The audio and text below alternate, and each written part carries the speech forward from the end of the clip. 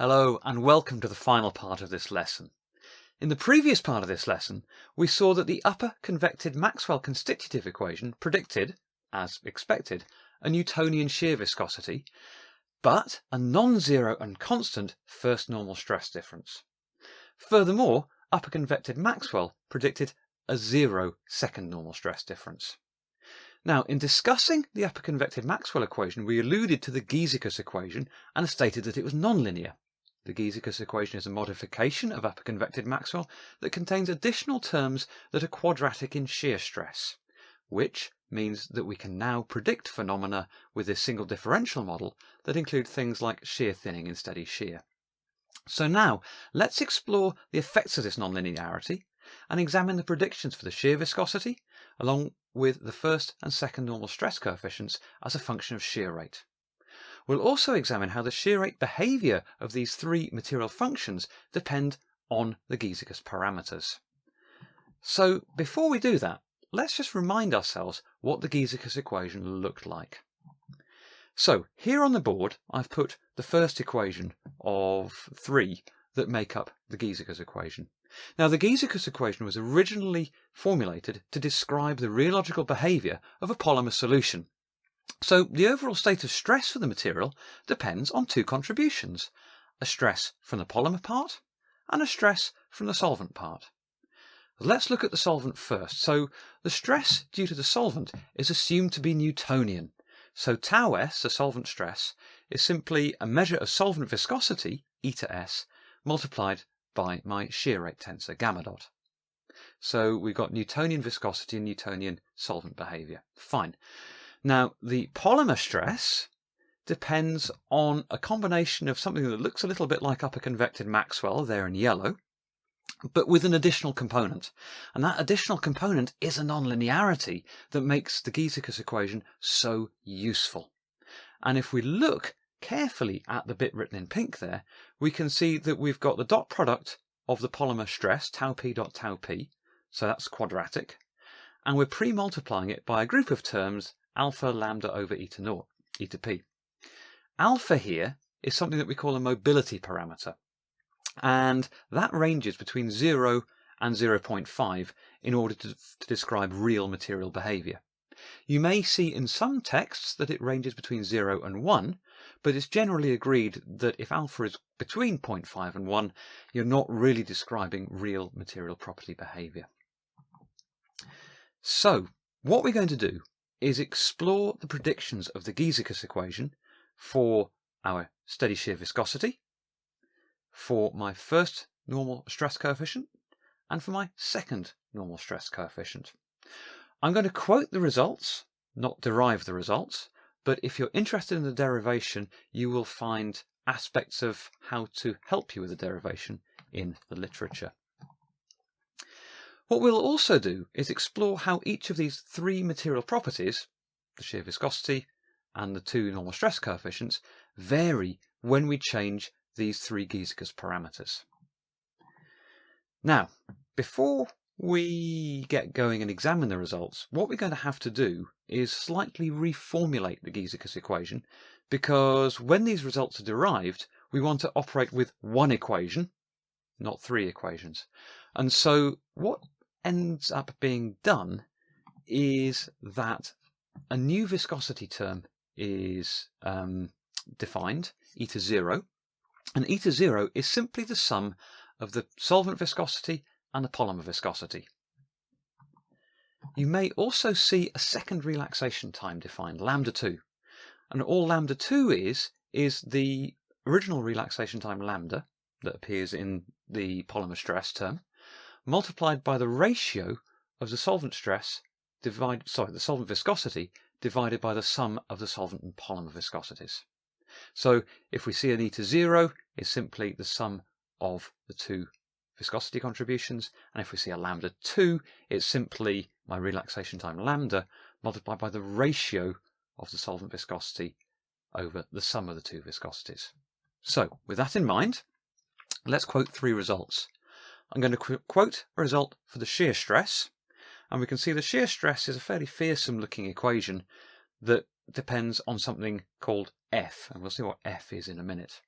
Also appearing in this equation are my zero shear rate viscosity, eta 0, and lambda 2 and lambda. I'll also quote results for my first normal stress coefficient, psi 1, and again it depends on this quantity f, and also psi 2 is negative and depends on f. So what is f? Well, f is a group parameter that is used when these derivations are done, and f depends on our mobility parameter alpha and another grouped parameter chi. Finally, we see that my grouped parameter chi is actually written as chi squared, not to be confused with a statistical test, and chi squared is equal to a function that depends on relaxation time, mobility parameter, and finally a measure of deformation. So our shear rate features in chi squared. So now we can perhaps see that my shear viscosity eta and my first and normal stress coefficients psi 1 and psi 2 all depend, somewhat circuitously, on the shear rate. And so we will now expect varying behaviour with respect to shear rate. So let's examine first of all what the viscosity behaviour looks like in steady shear flow. So there on the board I've reminded you what the expression for shear viscosity is. It's a function of relaxation time, mobility parameter, of the solvent polymer viscosity, and of course shear rate. And that's all, most of that is wrapped up in this term f. So I've plotted on the board a graph of shear viscosity on the y-axis as a function of shear rate on the x-axis. This graph was obtained using a value of 0.1 Pascal second for the solvent viscosity, 50 Pascal second for the polymer viscosity, 50 seconds for the relaxation time, and a mobility parameter of 0.35. And all these values are entirely arbitrary because I just wanted a nice shaped curve that spanned a good range of shear rates and a good range of shear viscosities. The other reason I chose these parameters is that over the range of shear rates that I've plotted, we can see some very interesting behaviour that perhaps looks a little bit familiar when we think back about our original discussion about generalised Newtonian models. If we think about the generalised Newtonian model we met many lessons ago, the most advanced of these generalised Newtonian models had a low shear rate Newtonian plateau, a high shear rate Newtonian plateau, and some transition between the two. The Karo-Yasuda model was one of those models that had those properties. And what we can see here on the board is that the Giesekus equation gives us that behaviour. So our low shear rate Newtonian plateau is set by the sum of the solvent and polymer viscosity. And if you look carefully on the y-axis, you can see that that low shear rate Newtonian plateau is roughly 50 Pascal seconds. It's 50.1. And the 0.1 isn't really visible due to the scale. If we think about the high shear rate Newtonian plateau, that is set by the value of the solvent viscosity. It's 0.1 Pascal second. And so there's shear thinning behaviour between these two viscosity limits. The extent of the low shear rate Newtonian plateau is set by a combination of the relaxation time lambda and of the mobility parameter alpha. So what we will do is we will vary each of the three key parameters for the Giesekus equation, remembering that eta 0 and eta p are related via the solvent viscosity. And we'll start with our base case, which is there on the board, which is a case that we've just examined. So the first thing I'm going to do is to vary the viscosities. So I am increasing my solvent viscosity and I am decreasing my polymer viscosity. And we can see that that increased solvent viscosity has resulted in a high shear rate Newtonian plateau of a higher viscosity, not unsurprisingly because it's set by the solvent. And we can see that the low shear rate Newtonian plateau has dropped in accordance to the sum of those two viscosities. Okay, so going back to our base case and now changing the relaxation time, we're going to reduce the relaxation time by an order of magnitude. We're going to go from 50 seconds to 5 seconds. What we can see there is that we stay in that low shear rate Newtonian plateau for longer, i.e. there's a greater range of shear rates for which the material appears to have a constant viscosity. So we've extended the reach of that low shear rate Newtonian plateau. If we furthermore change the mobility parameter, we can see two things. We can see that reducing the mobility parameter from 0.35 to 0.01 has again extended that low shear rate Newtonian plateau.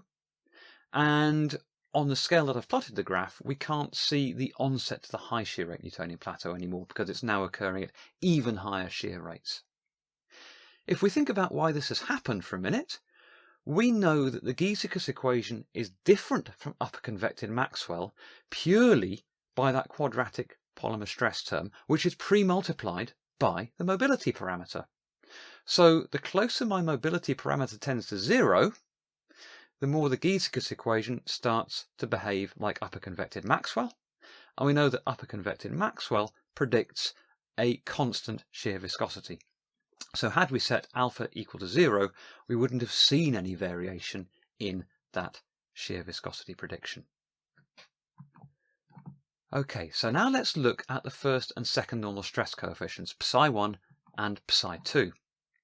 Again, I've put the equations that describe these two quantities there on the board, remembering of course that F is a group of lumped terms that contains another group of lumped terms, chi, which then relates to shear rate. So both psi1 and psi2 are functions of shear rate and not just the shear rate that appears squared in the denominator. If we plot out psi1 and psi2 for the same Giesekus parameters that we plotted out the shear viscosity, we get this behaviour here, as shown on the board. Now note that I've plotted negative psi2, so it appears on the plot as positive, so we can easily compare the relative magnitude and change between psi1 and psi2. We can see immediately that psi2 in purple is a lot smaller than psi1, roughly by an order of magnitude, and that's something that we'll be discussing a lot more next lesson. Now, the way in which these two curves vary with varying the Giesekus parameters is a little bit more involved than it was for the shear viscosity, but let's look how they change if we change the Giesekus parameters in exactly the same way that we did for the shear viscosity. So there on the board is my base case, and if you remember, the first thing we did was to change the solvent and polymer viscosities. We increased the solvent viscosity and decreased the polymer viscosity. So that second plot there on the right hand side reflects that. And what can we see? Well, we can see that the value of psi1 and psi2 in the low shear rate range has dropped almost by an order of magnitude. And so we can see that changing the solvent viscosity and changing the polymer viscosity affects the low shear rate plateau region for psi1 and psi2. A little like it did for our shear viscosity, except that we also affected the behaviour of the shear viscosity's high shear rate Newtonian plateau by virtue of altering the solvent viscosity. We don't see that sort of behaviour here. If we go back to our base case now and reduce our relaxation time, the same as we did before, we're going from 50 seconds down to 5 seconds, we can see that we have dropped the value of psi1 and psi2 in the low shear rate range, again by about an order of magnitude, and we've also extended the region over which they're constant. So psi1 and psi2 are now constant over a far larger range of low shear rates than they were previously. Again, we'll do what we did before with the shear viscosity. We'll change the mobility parameter, and we're going to reduce our mobility parameter from 0.35 to 0.01. And what we see here is a very, very large impact on the second normal stress coefficient, psi2, the purple plot. And we can see that psi2 has reduced by nearly 2 orders of magnitude. Again, this is not surprising, because if we recall upper convected Maxwell didn't predict the existence of a second normal stress difference. The second normal stress coefficient was 0. So, as we reduce the mobility parameter, Giesekus gets more upper convected Maxwell-like because the influence of that quadratic shear stress contribution becomes less and less and less and less. And so we would expect, therefore, a ever smaller second normal stress coefficient with decreasing mobility parameter, and also we would expect our first normal stress coefficient to become more constant, because again, upper convected Maxwell predicts a constant first normal stress coefficient. So let's summarize a few things. The Giesekus constitutive equation is really very useful because it's one of the few differential constitutive equations that is both complex enough to capture a range of real material behavior, but simple enough to have analytical solutions for things like shear viscosity and first and second normal stress coefficient. And so it's a really useful model by virtue of that. It predicts that viscosity behavior as a function of shear rate is somewhat reminiscent of the Karo-Yasuda behavior. So you've got a low shear rate and high shear rate Newtonian plateau and a transition in between them.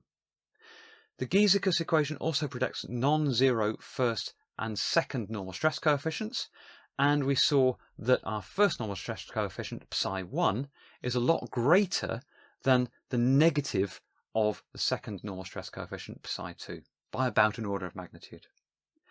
The normal stress coefficient behavior as a function of shear rate is a bit more complex than the shear viscosity behavior, but the fundamental thing here is that the more Maxwell-like our Giesekus equation becomes, the more Maxwell-like the predictions become. They revert from being nonlinear to more linear, and so we get less shear thinning, and we start to observe smaller and smaller second normal stress differences and more constant looking first normal stress differences.